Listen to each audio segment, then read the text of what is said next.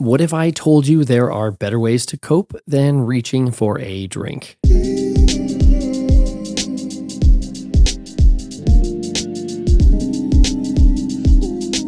Welcome back to the Quit Drinking Alcohol podcast. I'm Dylan Reed, and as always, I'm here to support you on your journey to living alcohol-free. In our last episode, we talked about understanding and managing triggers and cravings. Today, we're going to go one step further and talk about healthy coping mechanisms that go beyond alcohol. For so many people, drinking becomes a way to handle stress, emotions, or even boredom. But the good news is that there are countless healthier, more fulfilling ways to cope. Learning to handle life's up and downs without alcohol isn't just possible, it's actually a chance to build new habits that support your growth and well-being. So in today's episode, we'll explore some effective alcohol-free coping strategies. These are tools you can use to navigate emotions, manage stress, and find relief without needing to reach for a drink. Let's get started and explore the powerful alternatives that can help you create a balanced, fulfilling life. I want to start by sharing a bit about my own experience with coping mechanisms. When I first decided to quit drinking, I quickly realized just how often I had relied on alcohol to manage stress and other emotions. If I was feeling anxious, bored, or even celebrating, alcohol was right there, ready to take the edge off or help me relax. It had become my go-to solution for just about everything. Once I quit, I realized I didn't have the tools I needed to handle those moments. It was a wake-up call, and I had to ask myself, what do I really need in these situations? It wasn't easy, but over time, I started exploring other ways to cope, and I found alternatives that helped me manage stress and emotions more effectively than alcohol ever did. I'm sharing this because I know firsthand that finding new coping mechanisms can feel overwhelming at first, but I also know it's possible and it's incredibly rewarding. The more you practice these new tools, the stronger they become and the less you feel the need to turn to alcohol. So let's dive into some healthy ways to cope, strategies that can help you feel grounded, manage stress, and bring more balance into your life. All right, let's talk about some healthy ways to cope. Strategies you can start using to handle stress, emotions, and daily challenges without alcohol. These tools aren't just about avoiding a drink, they're really about creating habits that actually help you feel better and stay balanced. One of the best coping mechanisms I've found is physical activity.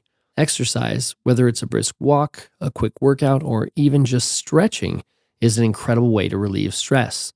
Moving your body releases tension and helps your mind reset. Plus, you get the added benefit of physical health, which makes you feel stronger and more in control. Another powerful way to cope is through creative outlets. Creativity has this amazing ability to release emotions and calm the mind. It could be as simple as journaling your thoughts, painting, cooking, or even playing music. When you create something, you're engaging your mind in a positive, productive way, and it gives you a sense of accomplishment. Mindfulness practices like meditation and deep breathing are also incredibly effective for managing stress. Taking just a few minutes to focus on your breathing or practicing a mindfulness exercise can help you stay grounded and centered. It's a skill that gets easier the more you practice, and it can be a go-to tool whenever you're feeling a craving or need to calm your mind. Reaching out to friends, family, or even support group can also make a huge difference. Sometimes just talking things out can help you process emotions and gain perspective. Having people who understand what you're going through and can offer encouragement or advice is one of the best tools for staying on track. And finally, setting boundaries is a powerful form of self-care. Recognize when to say no or limit exposure to stressful situations or people who might not support your goals. Setting boundaries might mean turning down certain social invitations or carving out time for yourself. And that's okay. Boundaries protect your energy and give you the space you need to stay focused. These are just a few ways to cope without alcohol. And the beauty of it is that you get to choose what works best for you. Finding what resonates with you and fits into your life can make all the difference. Now that we've covered some effective coping mechanisms, let's talk about how to make these new strategies a consistent part of your life. Changing habits takes time, and implementing new ways to cope doesn't happen overnight. Here are a few tips to help you start integrating these tools in a way that feels natural and sustainable. The first tip is to start small. You don't need to overhaul your entire routine overnight. Pick one or two strategies that resonate with you and focus on incorporating them gradually. For example, if exercise interests you, start with a 10-minute walk each day rather than jumping into an intense workout routine. Small steps build momentum, and each small success makes it easier to keep going.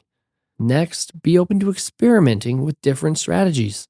Sometimes we have an idea of what might work, but it doesn't always go as planned. And that's okay. Try different activities, like journaling one day and deep breathing the next, to see what genuinely feels good for you. You might be surprised at what ends up being the most effective tool for you. Celebrating small wins can also make a big difference. Each time you use a healthy coping tool, instead of reaching for a drink, take a moment to recognize that achievement. It could be as simple as acknowledging that you made a positive choice, but those small celebrations reinforce the behavior and build confidence.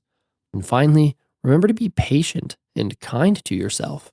Building new habits takes time, and there will be days when it feels easier than others. If you have a tough moment, don't get discouraged. Remind yourself that progress isn't always linear and that each day is a new opportunity to practice. By taking small intentional steps, you can start to make these new coping mechanisms a natural part of your routine. And over time, they'll become second nature, tools you can rely on no matter what comes your way.